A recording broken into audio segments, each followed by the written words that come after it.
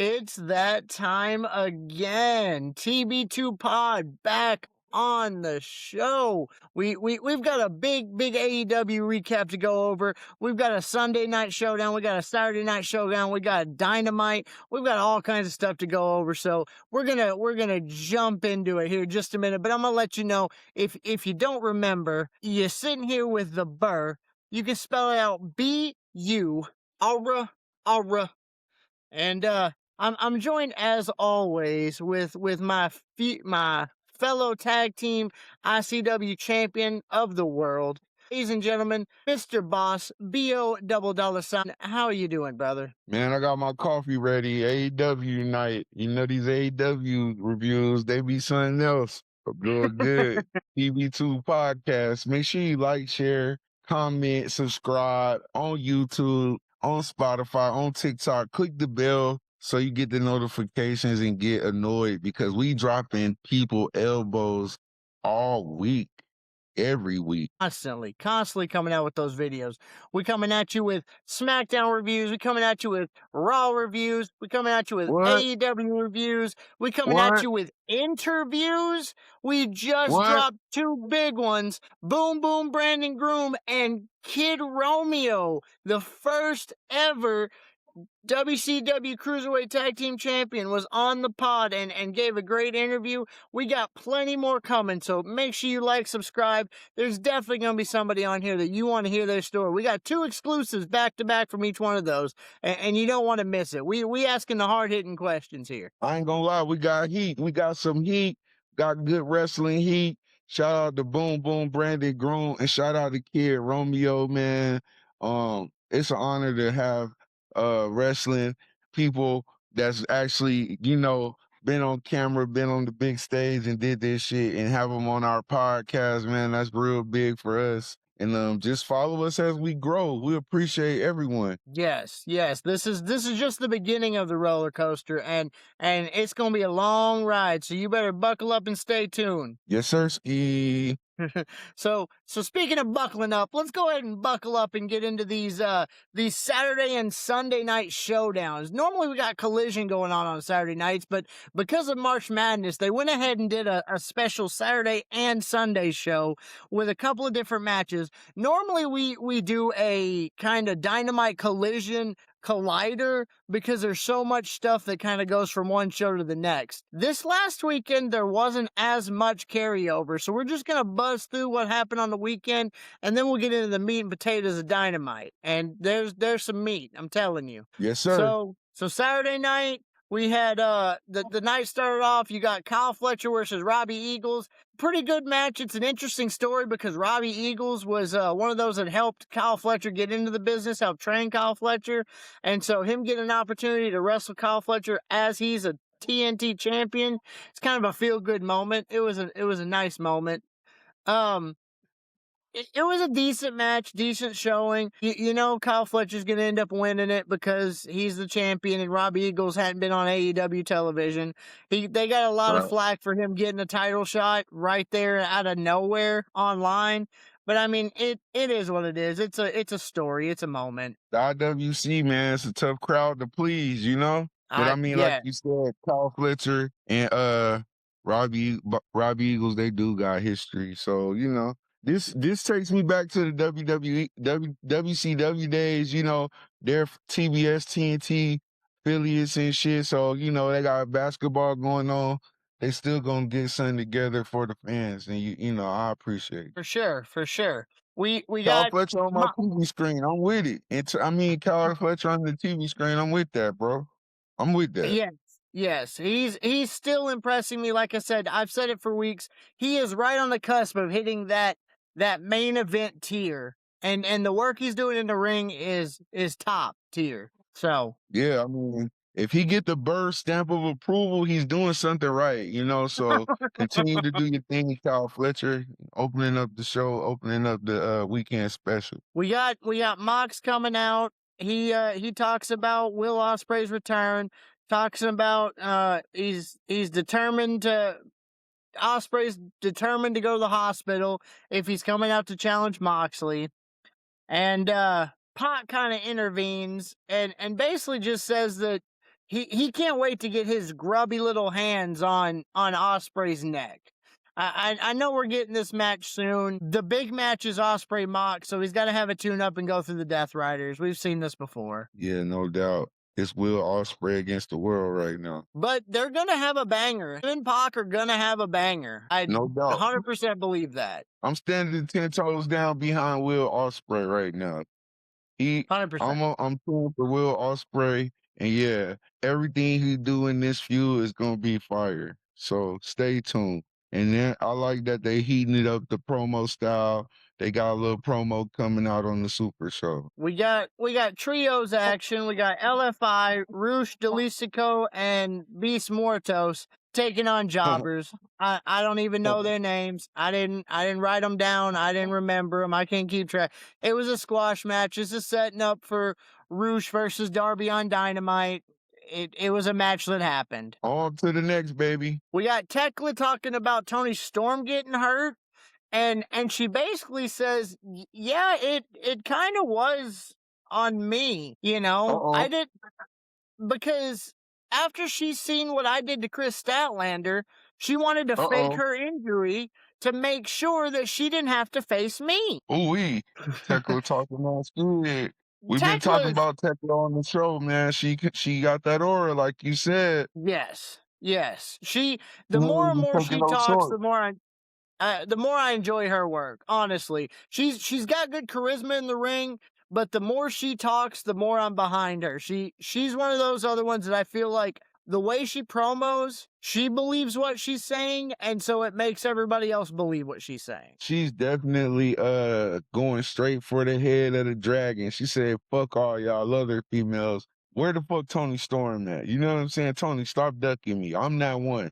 You want me. You know what I'm saying? Fuck that. You running from me. And apparently Toni's going to be out for a while. She got legitimately injured in her match at the pay-per-view. And so she's apparently going to be out for a good minute, which is really, it really hurts AEW in their women's division because she is a top star. She's the top star. She's not she is the top women's star in AEW, if you ask the boss. Big loss for sure. They could play with the storyline for a little bit, and I mean, I hope they do. But yeah, it's a big loss. We got Ronda Rousey, she got big shoes to fill. You know, Marina Shafir and all them, they got big shoes to fill.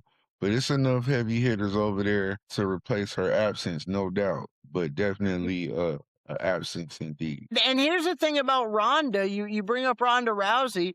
I was hearing through the grapevine that she's not coming in to wrestle in AEW. She was there for basically a one-night showing to promote her fight and to say F you to TKO. She put out in an interview that she feels like AEW is more of an adult version of WWE, and she'd rather just ask for forgiveness than permission to show up on AEW television. But with her biggest fight that she's had in a while and her big payday coming up, there's no way she's going to risk getting hurt in a wrestling ring. So I guess she was just there for the storyline, for the pop, but she's not actually going to be there for a wrestling time frame. Boo! But yeah, hell yeah, that's some good wrestling news right there. That's some good wrestling news coming down the IWC pipeline right there. That's some shit I want to hear right there. That right there, that fancy's my fancy right there. That tickles my fancy because, yeah, I didn't want to see her ass on the screen no way. So thank you, Ronda Rousey. Was that bullshit? Did you just go up in there and get a little quick check and, you know, exploit the culture? Yeah, you did. So fuck you. I ain't with that. But am I happy that I ain't got to deal with you on the TV screen in AEW? Yeah, so all right. I guess we all win. See, okay, see, we can all win. See, in IWC, I guess we can all win, but we never, ever satisfied. But I'm happy with that. That's some good-ass news. Okay, see, Tekla and them can hold it down then. We don't need fucking Ronda Rousey to hold down the women's division in AEW. She ain't gonna do that shit anyway. So, okay, get well soon, Toni Storm. Tekla on the move. Y'all watch the fuck out. Keep your head low, because Tekla coming for it. And Ronda Rousey ain't gonna be there, so that's good. Okay, we moving right along. This shit is, see, now this shit moving right along. You know, I'm fucking with this. thoughts and prayers to Tony. I hope you speedy recovery. Can't wait till you come back. You're gonna have a huge pop when you get back. Most definitely. We've got the Brawling Birds, which I still hate the name. Still hate it. Yeah. Stupid. Jamie Hayter and Alex Windsor taking on the Sisters of Sin, Julia Hart and Sky Blue. Decent match. I still hate the name. The Birds end up winning with 2 birds, 1 stone, which is, I guess, their team move that they've come up with, and still remain undefeated as a tag team in AEW. Right. I don't like the name. We already got Lyra Valkyrie. We already got a bird lady in wrestling. And then we got a bunch of bird brain ass females in wrestling. So I don't get the name. I'm not fucking with that bird. But like you said, they remain undefeated. They whooping ass. Yep. I hate to see my girl Julia get her ass whooped. They whooping ass. Yep. They're taking it by storm. It's a finisher. They was like, oh, this finisher name is so dope. What will we name ourselves around it? Let's call ourselves the Brawling Bird. Fuck. This is some wrestling nights. See, when they do shit like this, I call it 1993, 1994 WWE, WWF shit. Yeah. Some 1993 shit. Yeah, I'm not with it. But they're winning. AEW I just hate the name.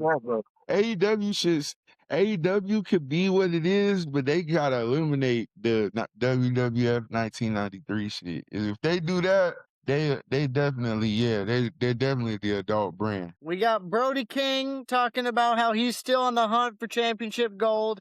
I'm not sure how you can really be in the hunt for championship gold when you just got stomped by Swerve, but I mean, I guess he's the number 1 contender, so the match was for a number 1 contendership, so if Brody would have won, he would have been number 1, so does that make him number 2 on the list? But then you've got Kenny Omega coming in. I'm not really sure where he stacks on the contendership, but he's still searching for gold. Maybe he doesn't go for the world title. Maybe he comes after Kyle. Well, I ain't mad at him for wanting a little something out of life, but you need to lose like 10 pounds, buddy, or you need to start hitting the ab print machine, then come back out there and ask for something. Yeah, he's probably ranked number 4. Let's say he's number 5. Fuck it. He number 5. Swerve, Kenny, they clogging up the top. You got Darby Allin on a piece. You got, he's like number 7. Fuck it. He's number 7. Brody King, you number 7, all right? You number 7 in line right now, my God. We finish Saturday night's special event, the showdown, Saturday Night Showdown, with the Death Riders, Daniel Garcia and Claudio taking on Commander and Mascara Dorado. And I mean, it was a Death Rider match. Claudio entered the match without his belt because he just lost the CMLL belt to Hechicero. So he's no longer champion.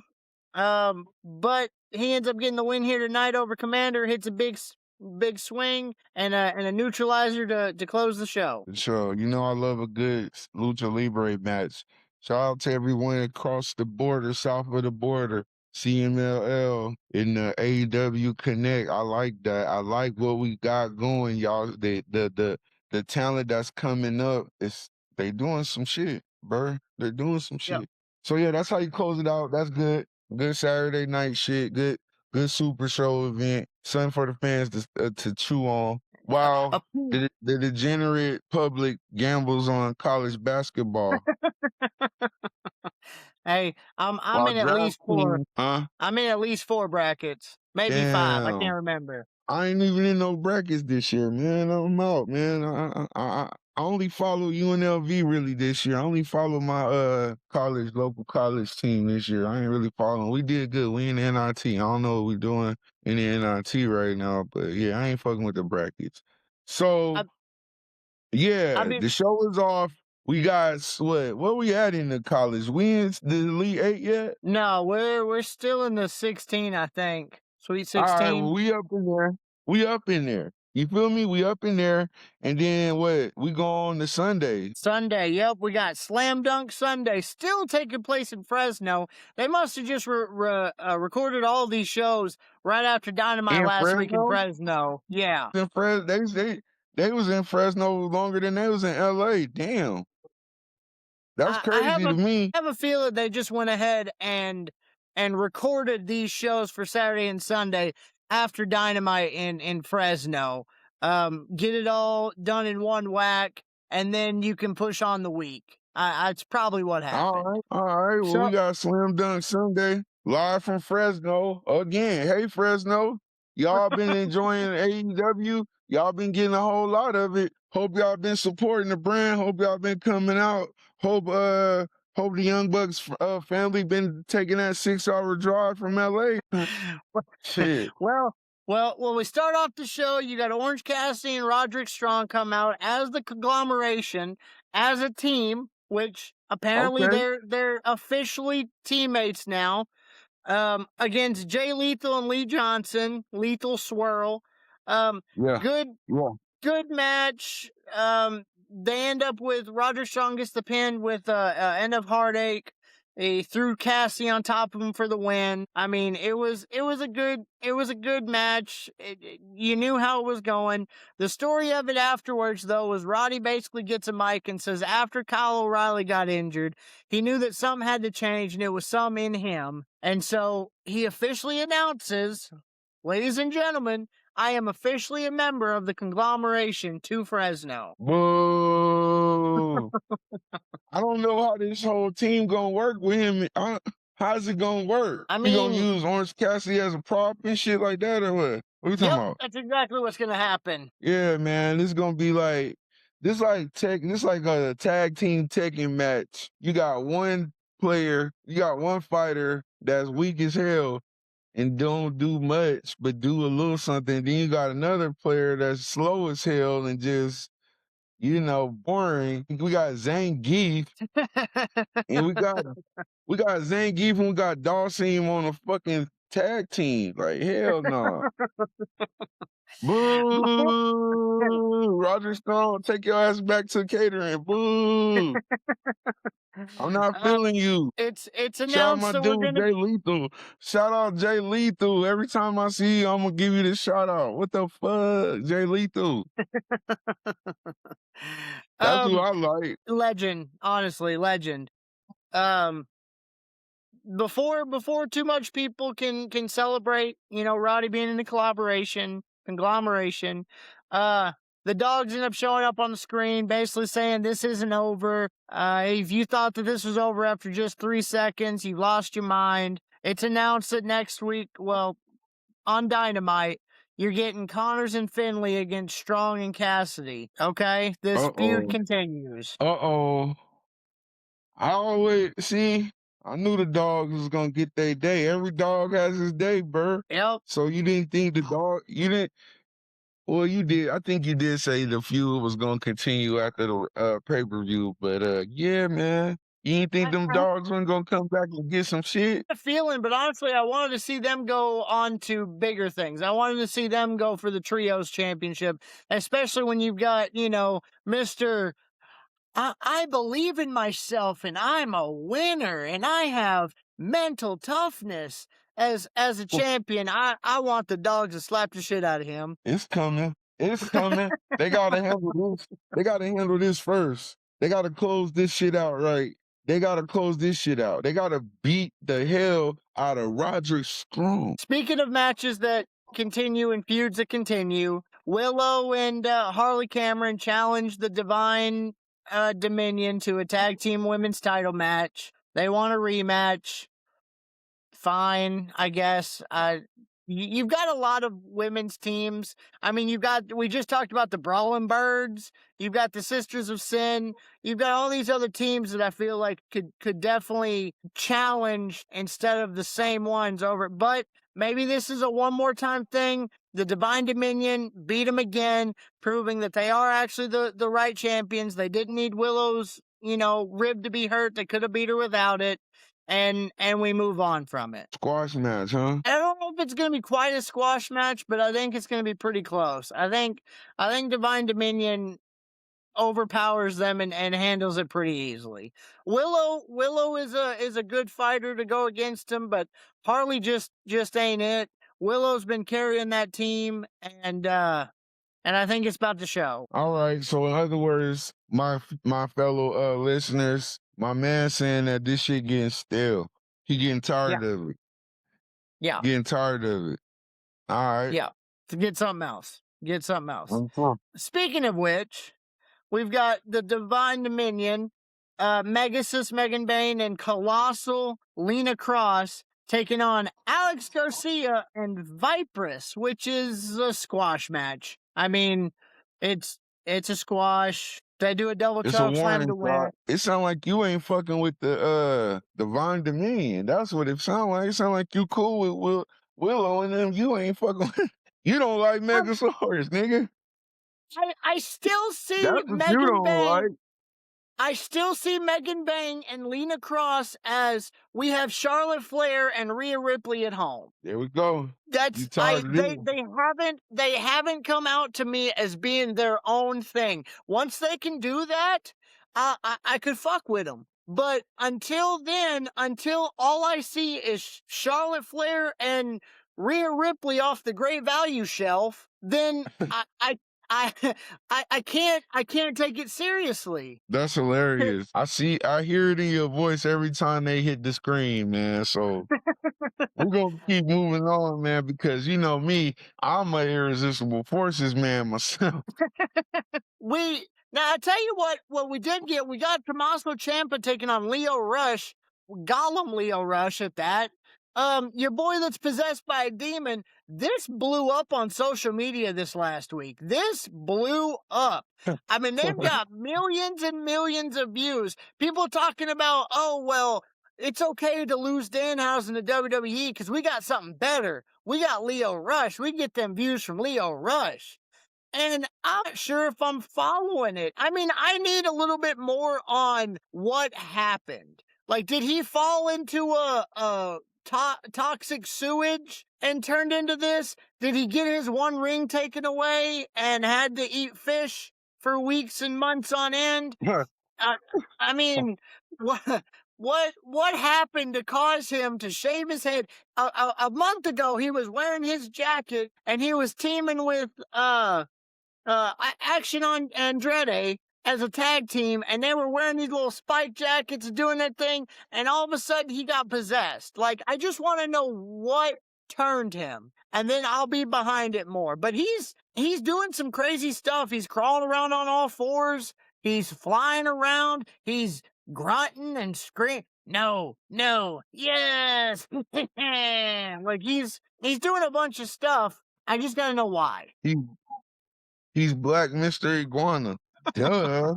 If WWE got Rhea Ripley and Charlotte Flair, AEW got the Mega Bay, the Divine Dominion, then if Triple A got Mr. Iguana, AEW got Lio Rush. Sure, I guess. I ain't gonna lie though, you got he bouncing everywhere now. I mean, I kind of like the look, but yeah, like you said, I need to see what's going on with it first, you know, before I really, really like take it in. But Lio Rush still out there wrestling, doing his thing. He's against Big Dog. I have no issue with people changing their character. In our interview with Brendan Groom, we talked about people evolving and revolutionizing their character through time. And in order to succeed in wrestling and not become stale. So I'm definitely good with him changing it up and getting the notice and the social media presence that he's getting. I just need the reason. I just need the why, the what happened. Most definitely. Me too. I think the internet too. That's what the conversation is about. They can't take it serious. So yeah, we need some background. We need something about it. Until then, I mean, I don't know. I think it's definitely backlash from the blackjack match, but I don't know what's going. To finish off Sunday night, we have trios action. You got your trios champion, Jet Speed and Mystico, taking on the Don Callis family. You got Clone. You got Takeshka and Josh Alexander. And honestly, Don Callis family should have won this match. I don't know why they're pushing Jet Speed and Mystico. I'm gonna be completely honest. I'm good with Mystico finally getting an opportunity since he got screwed in WWE. Clone taps out to him during this match. Speedball Mike Bailey. What? Why my nigga Clone got to take the tap? He shouldn't have. Nobody on this team should have tapped. Takeshita, Josh Alexander, and nobody should have tapped. This match should have been won by them. That's why I don't understand why we're pushing this trios babyface team. Because Mike Bailey, I am so over Mike Bailey at this point. He got on the mic a week ago and he made me throw up in my mouth a little bit. I'm over the super baby face of just believe in yourself and you can accomplish anything. Fuck off my TV. Yeah. Give me Edge and Christian, nigga. Yeah. Where Edge and Christian at, nigga? I don't want to see you. But hey, it's funny how people turn so quickly on a person. Because I mean, I thought we loved Mike Bailey. I thought we liked Jet Speed. Mike Bailey's got some. See, it's the little things that I don't like about Jet Speed. Mike Bailey's got some damn good kicks. He does pretty good, but he misses half the time on his double knees. We'll talk about it on Dynamite, and he can't talk for shite. He really can't. And then your other boy has got his two little dreadlock bangs that come down. You know I don't like that neither. So I'm over Jet Speed at this point. Damn. How the mighty have fallen. Lord have mercy. You heard it here, y'all. I mean, shit, sometimes it happens like that. I don't understand why Takeshita ass is out there revving for the Don Callis family. I thought you was one-man gang, bro. If anybody tapped out, should have been you. But you don't tap out the shit. I forgot. You got to get the whole applied to you 5 times, and Jet Speed ain't got enough time for that. They said, give me a clone, because, we ain't got time to be wrestling your ass and hitting you with 10 finishers all night. Yeah. And Clone has a good showing again. Josh Alexander's not getting used properly. Josh Alexander was a world champion in TNA. Before that, he was in one of the best tag teams in the business at the time with him and Ethan Page. So he's not getting used properly to me in AEW. I love Josh Alexander. I've been a big fan of Josh Alexander for years and years. I was happy when he was finally coming over to AEW. I thought he was going to get the shine that he deserved. He didn't. But he shouldn't have lost this match. Clone's been so good lately. He shouldn't have lost this match. Takeshita's they're building to go against Okada. He shouldn't have lost this match. Don Callis family should have won this match. Most definitely, man. I like Gail Clone. And now we get into the meat. That's the end of Sunday. And we got Wednesday Dynamite. Boom goes the Dynamite. We are in St. Paul, Minnesota. That's some of my old stomping grounds. Not really St. Paul, but Minnesota. Minneapolis. I was about 2.5, 3 hours south of St. Paul, Minneapolis, but I've been there a couple of times. It's dirty. Shout out to the Twin Cities, man. They got a good mall up there. I like, share, and subscribe. Out of all the predictions I've ever given on the show, you can guarantee this. By 2035, the last standing mall in America will be the Mall of America in Minnesota. People don't go to malls anymore. They're closing down left and right.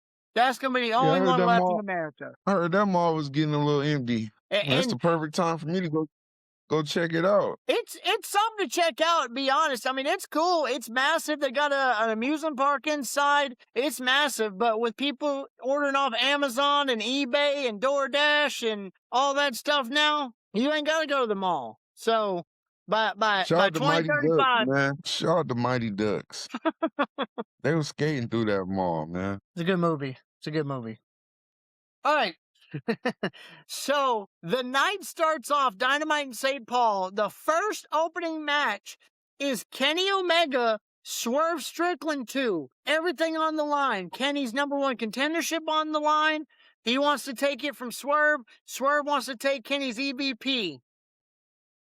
And it's a good match. I mean, it's a good match. You knew it was going to be. I didn't think it was good.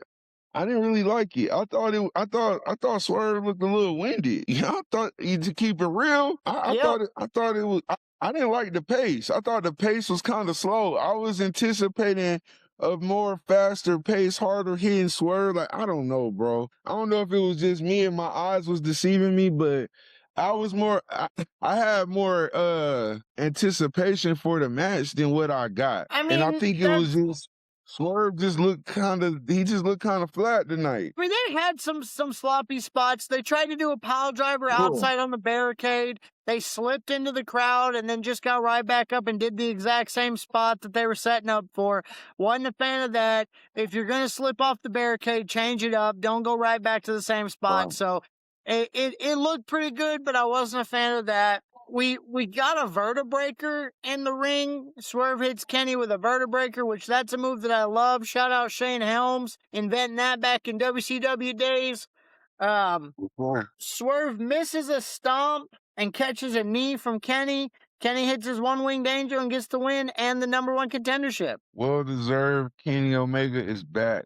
But yes. Yeah, I like the match, man. Good back and forth, a lot of reversals, a lot of back and forth. You know, I'm fucking with it. But yeah, I need Swerve to get on the Swerve need to lose about 10 pounds, bro. He getting big. Yeah. He getting big, bro. He need to lose a little bit, trim down a little bit so he could get a little faster pace. But I'm still looking forward to this. Damn, I was really looking forward to seeing if Swerve could be the EVP, but they gotta run it back, right? Oh yeah, they'll run it back. This isn't over between them. Okay. This isn't over. It may be paused right now. Same implications. Something along those lines. I think at the end of the day, Swerve's gonna end up taking that EVP eventually. Keep fighting for it, Swerve. Keep fighting for it. We need more black men in power. Yes, sir. We got Will Ospreay backstage trying to answer the comments from Pac and Moxley that they made over the weekend. He basically tells Pac to challenge. He challenges him in Winnipeg next week, and he thanks Moxley for breaking his neck because it gave him some time off to spend quality time with his son. But he also says that he also worried his whole family and scared his whole family the whole time he was recovering. And so he wants Mox a dynasty. Fine. We knew this was coming. So as soon as he gets done challenging Moxley and the Death Riders come out ringside. They got a match. Moxley and Daniel Garcia and Marina Shafir taking on Top Flight and Zeta Steel.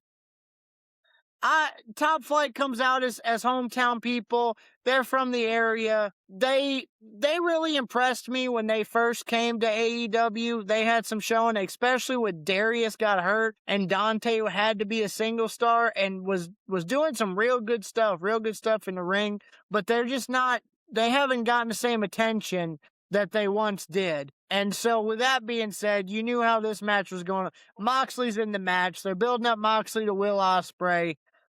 You knew how it was going to go. Daniel Garcia gets Darius in a sharpshooter. And as Darius is sitting there, holding himself up and trying to grab the ropes, Moxley hits the curb stomp, takes him out. They pin him. 1, 2, 3. They do the weird. Yuta gets in the ring and they do the weird little huddle up, putting their heads together and spinning a circle thing that I brought up a couple weeks ago. And even Taz comments saying, well, that's a weird celebration. So I'm not the only one, I guess, that finds it strange. Death Rider shit, man. Yeah. Well, Mox. And then I seen Mox try to dap up Marina and she ain't take the dap. Man. She left my man's hanging. Yeah. She like, what the fuck we taking hands for, nigga? We just did some weird shit. Like, why we gotta shake hands for her?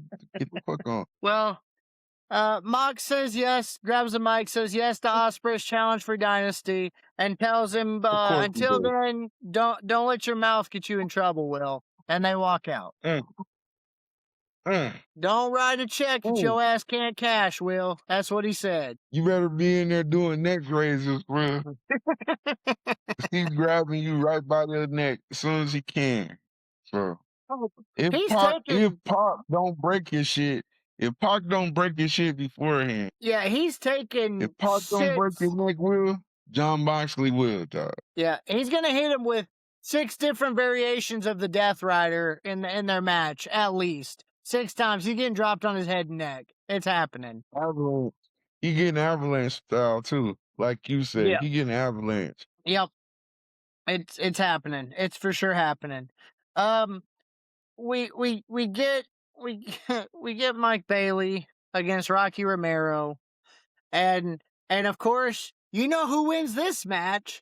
It's Mike Bailey, because he has mental toughness and he's a winner. And if he believes in himself and believes that he can miss the double knees off the ropes and hit the mat completely and still win against Rocky Romero because of his mental toughness, that makes him a winner. Wow.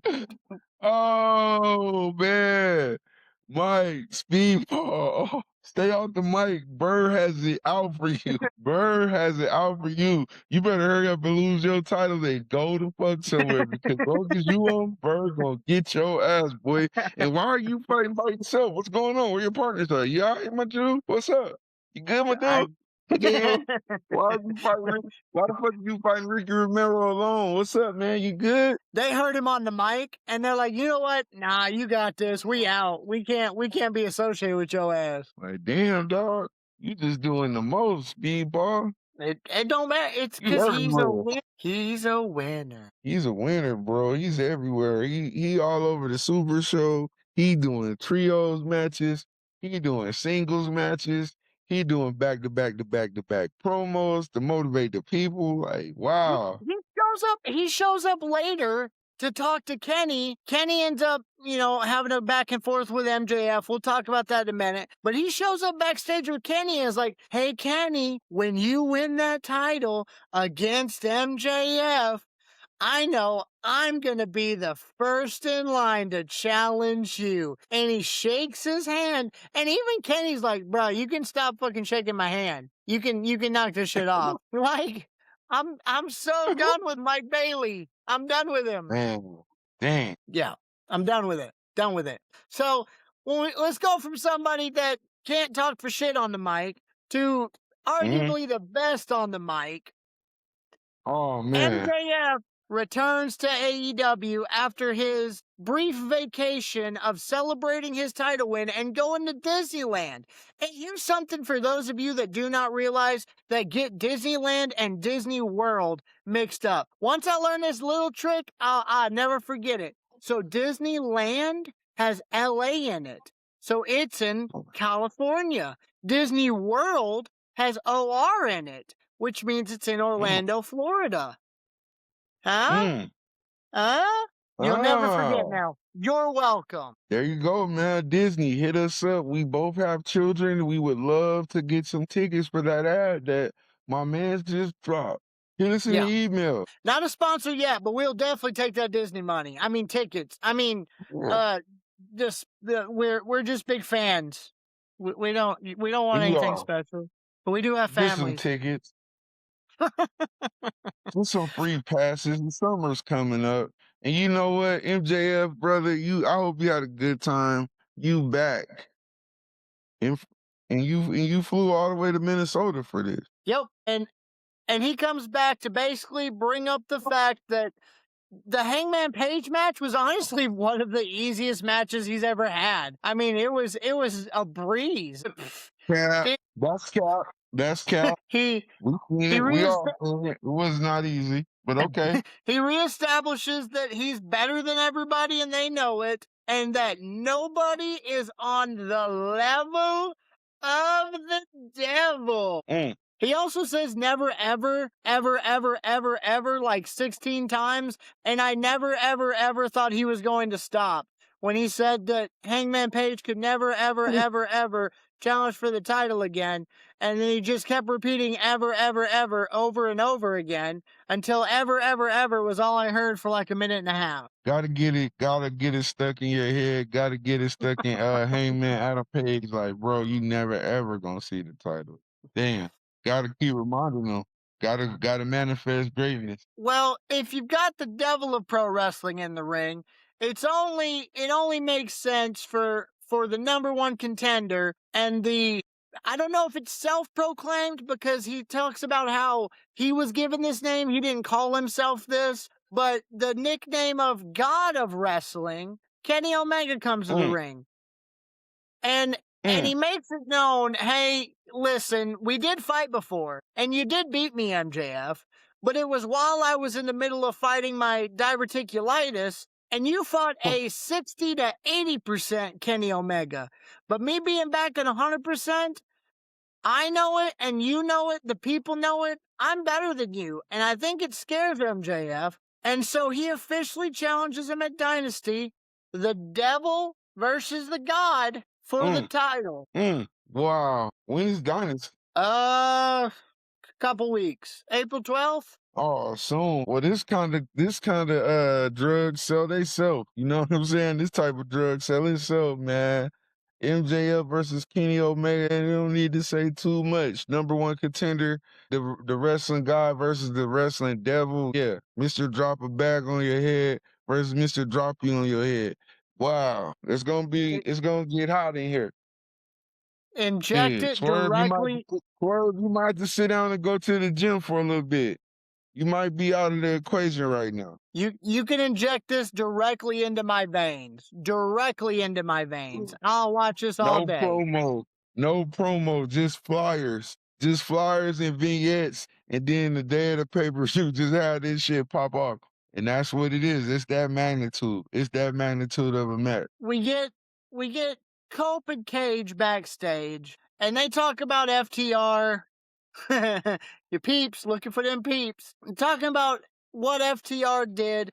Cage kind of pops me a little bit because he says, how dare you put your hand on Cope's wife, Beth Phoenix? How dare you spike pile drive her? And worse than that, more despicable than that, you did a spike pile driver to me. And he walks away.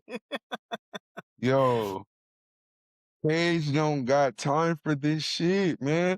Cage don't got time.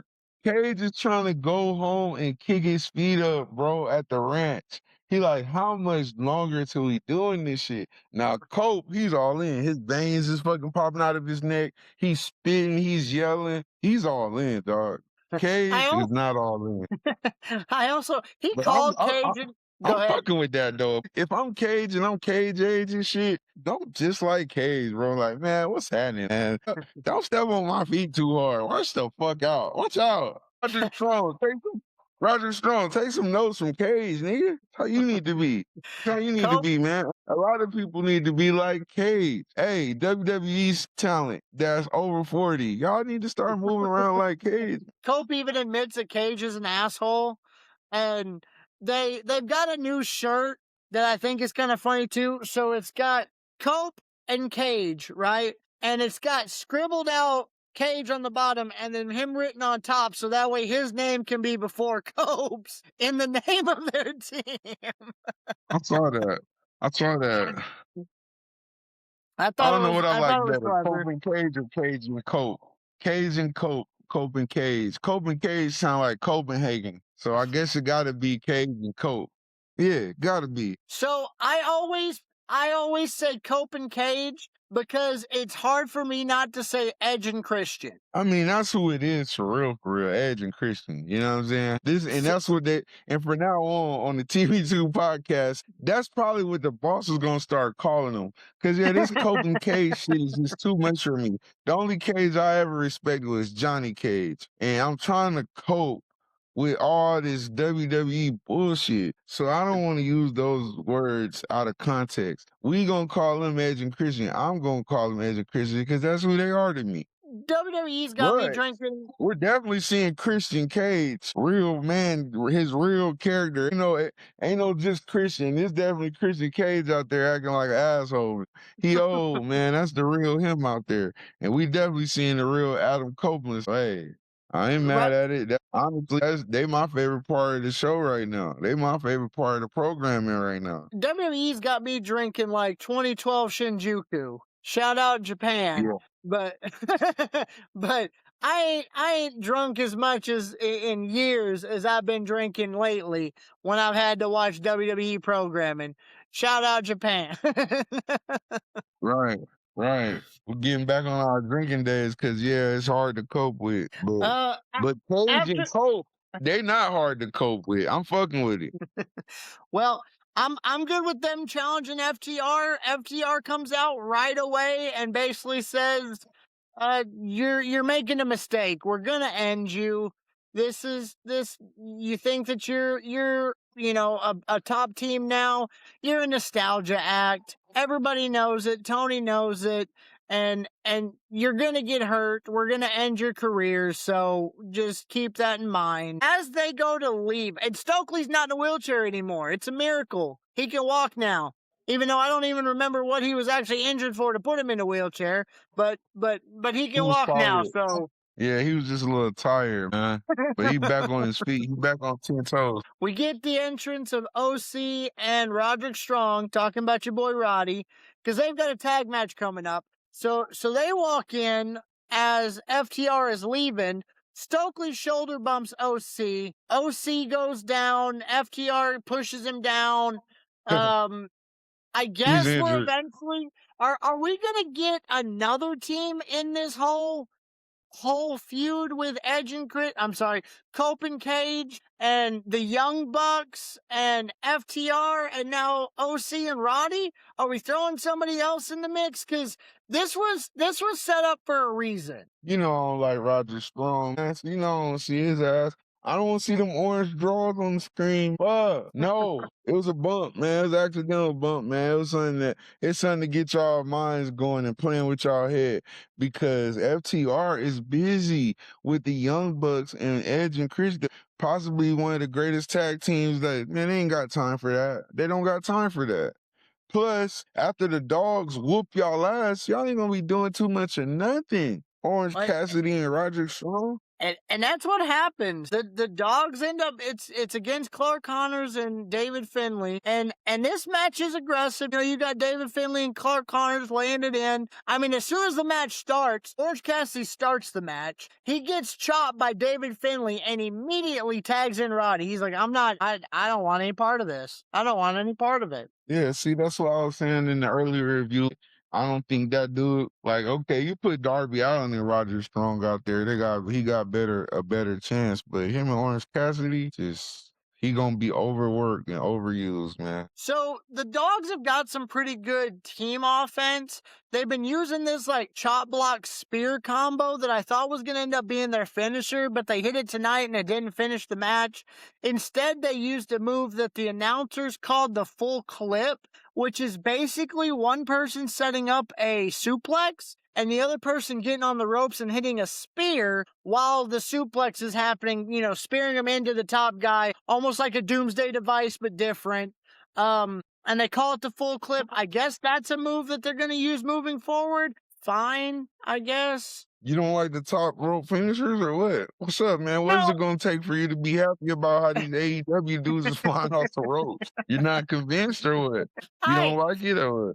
They gotta wear a mask. You fucking biased, bro. They gotta have a mask on to jump off the ropes for you and be Japanese and shit. Like, come on, bro. Get with the times. What's up?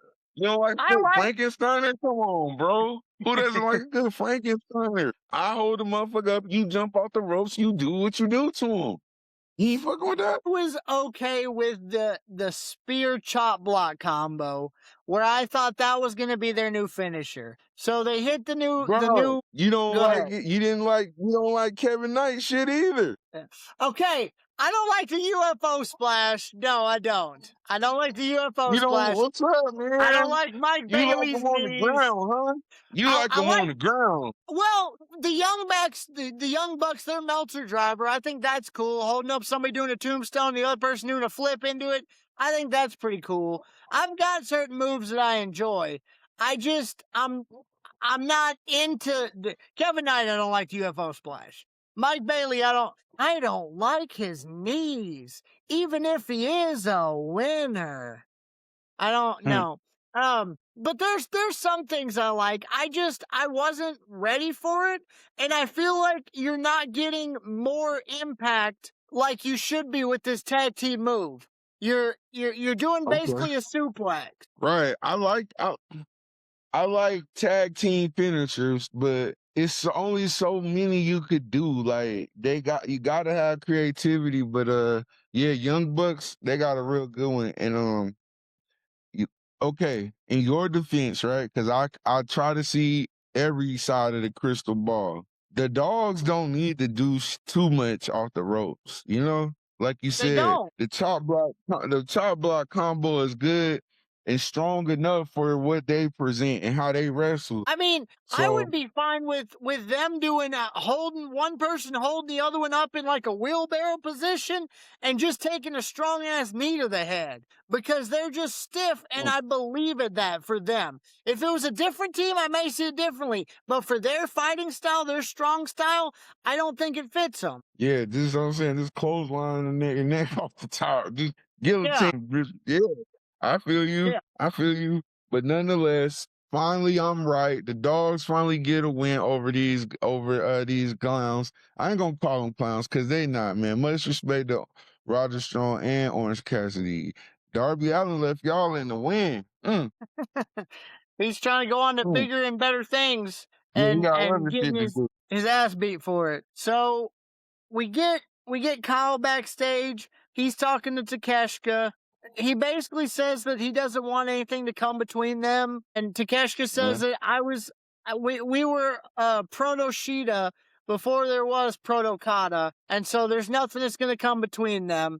Which makes me feel like Kyle Fletcher's going to be the one to kick Takeshita out the group. I think he's going to be the first one to that was all this was setting up. Maybe they're gonna do it to where they're together versus the rest of the Don Callis family, and as the Don Callis family want to kick out Takeshita, Kyle stands up for him and decides that he doesn't want it. I don't see it happening. I feel like they're setting it up for Kyle being the one to kick him in the nuts and to break his heart when they kick him out. Damn. That'd be tragic. I just was hoping Takeshita just walk his ass up out of there, you know? But I guess he can't. Guess he can't.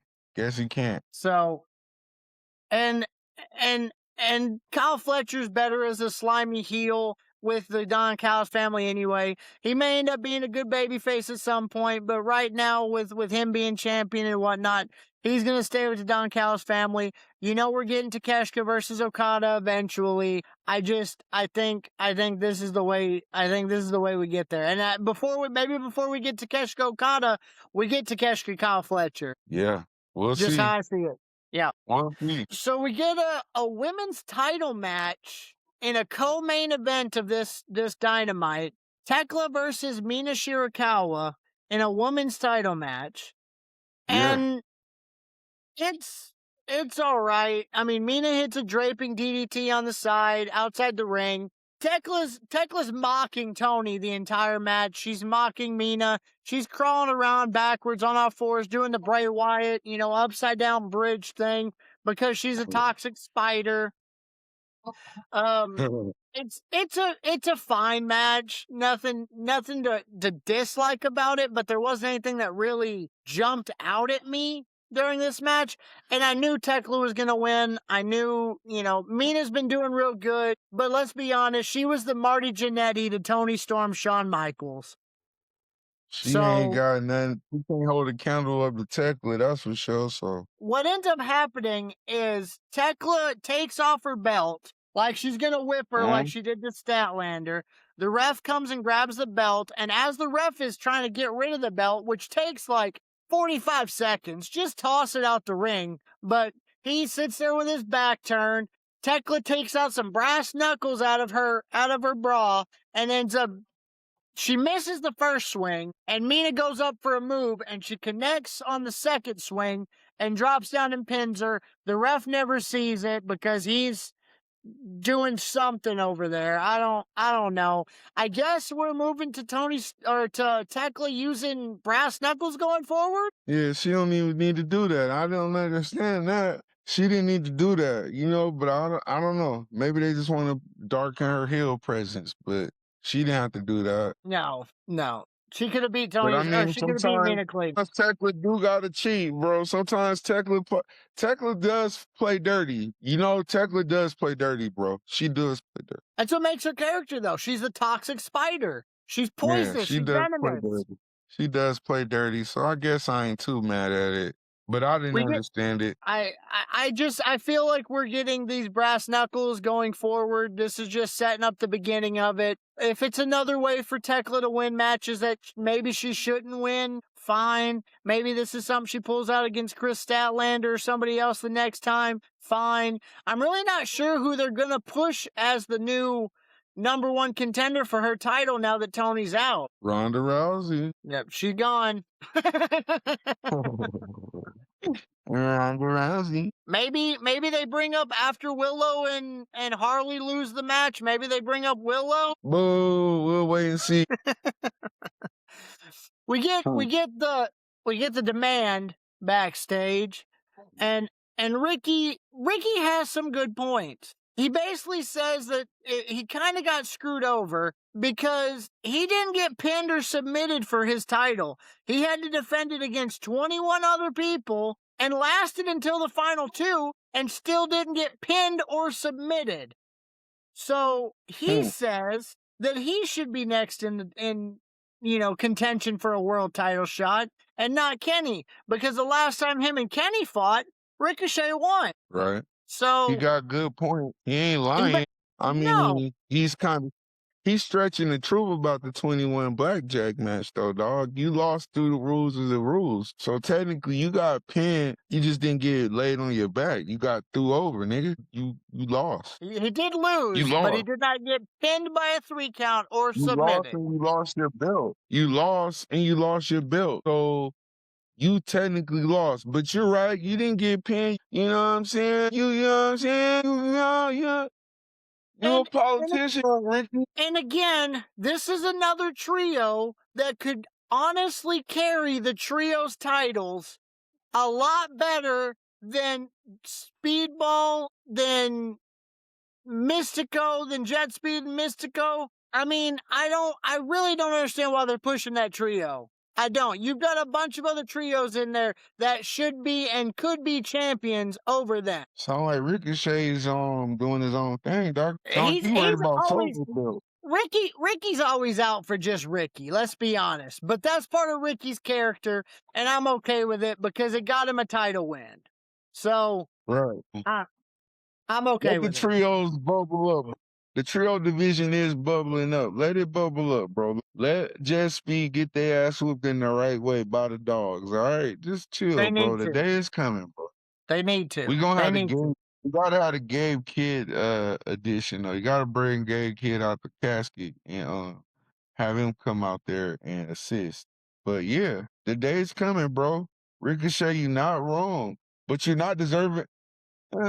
You are deserving of some title shit. Why not? Yeah. You're not wrong. Actually, you're not wrong about the bitching and complaining. And you're a politician on the mic. Yeah.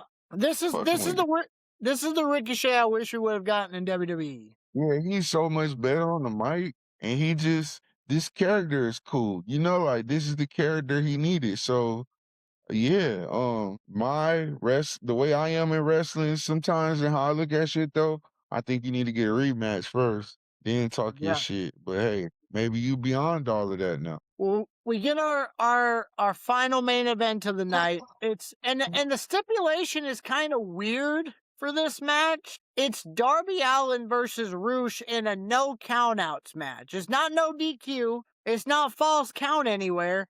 It's just no countout. It's kind of a weird stipulation. AEW be doing this sometimes and throwing out some just stipulations but then you get stuff like Anarchy in the Arena that I love and enjoy watching, that you just, where did this idea come from? But then you get this random stuff like this.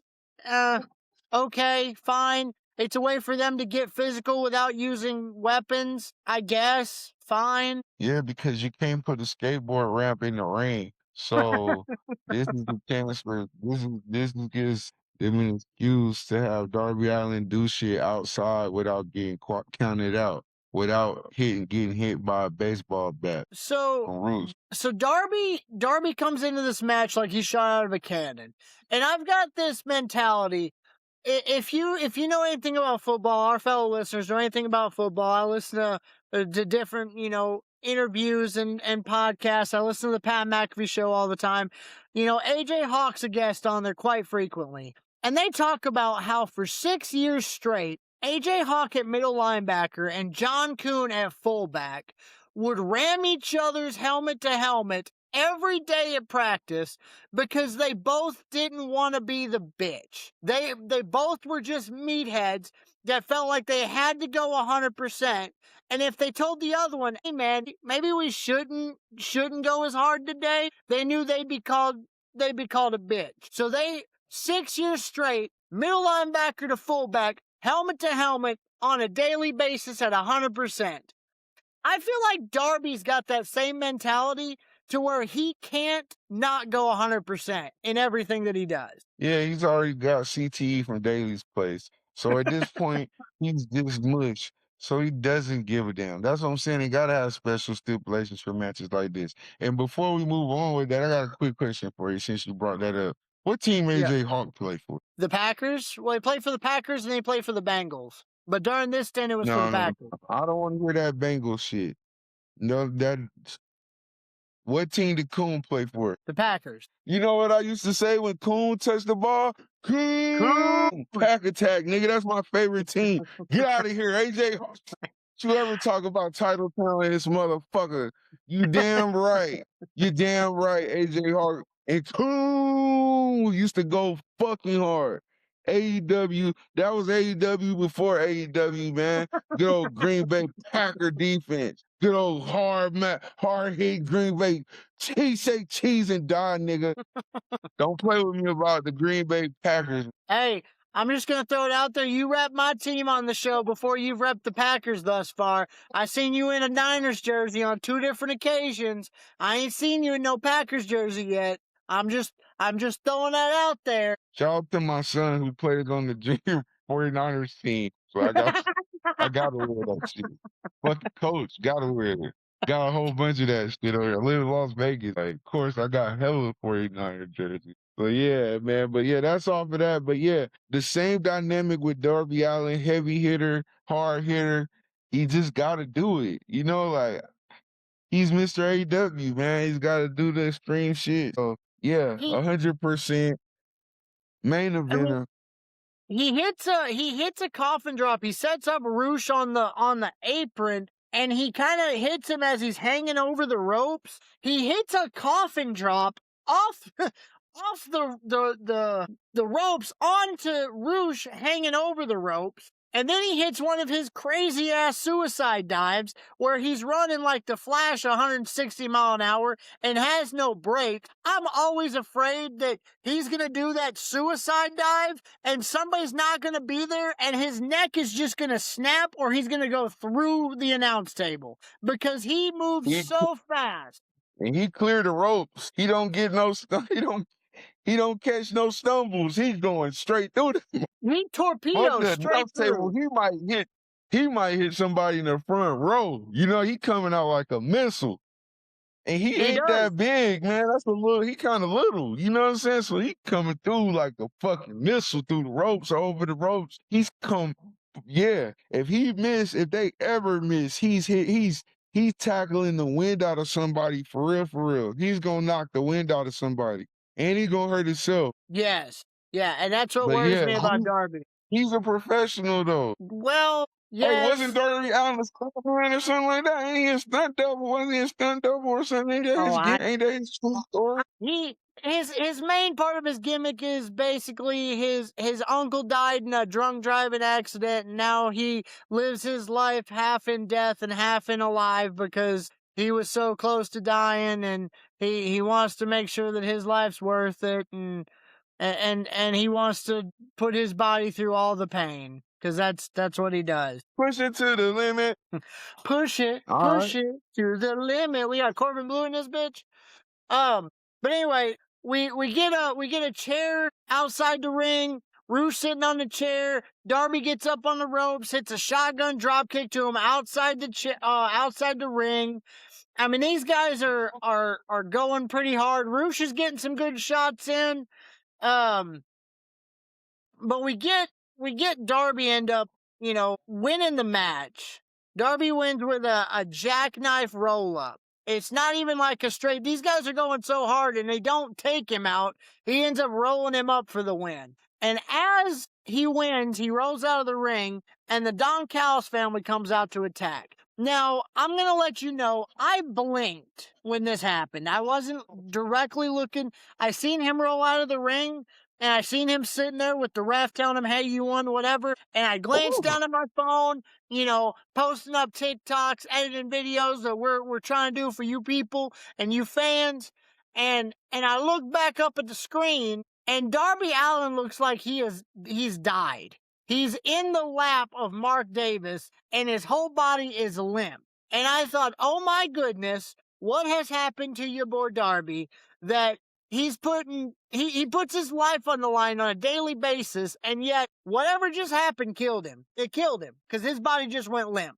Well, I go back and see that Mark Davis did a pile driver on the ramp. It wasn't as bad as Darby was selling it out to be, but seeing the reaction of it before I saw the move itself, I thought he was paralyzed. I was legitimately worried for Darby Allin's safety. He was tired. He already went through that match with Roosh, and then he get attacked. The phone call was put into play. The bag was dropped on his head from MJF.